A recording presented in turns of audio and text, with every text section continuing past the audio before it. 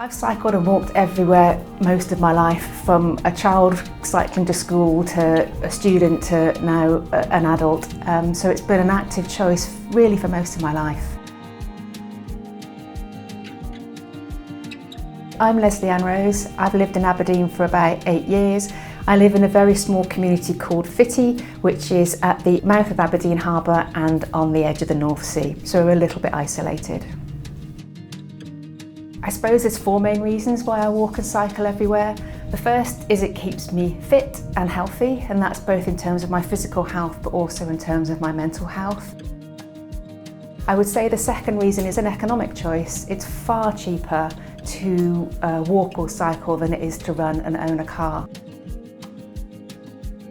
The other reason, increasingly important for me, is the environmental reason. It's a much greener way to travel and to get around the city than it is owning a car. So I make a conscious choice to try and reduce my carbon footprints, to reduce my emissions. The fourth reason, it's about being connected to people and place.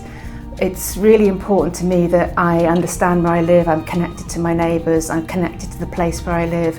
We need to occupy our streets. Our streets are social spaces, they're not just places for cars. I think I'm quite lucky. I've cycled now at the best part of 30 years, so I'm quite a confident cyclist on the road. But I think in Aberdeen you have to have confidence sometimes, because it's not really a city that's set up for cyclists. It's particularly difficult around the city centre. It's a very traffic orientated city centre. It's quite confusing at times. I think active travel is the way forward. We have changed during lockdown. We've become much more kind of focused on our homes and our mental health and our well-being. And I think particularly at this moment in time, it's really important that we connect back to the places that we live, that we consider our mental health and well-being. And active travel has, I think, an intrinsic part to play around that.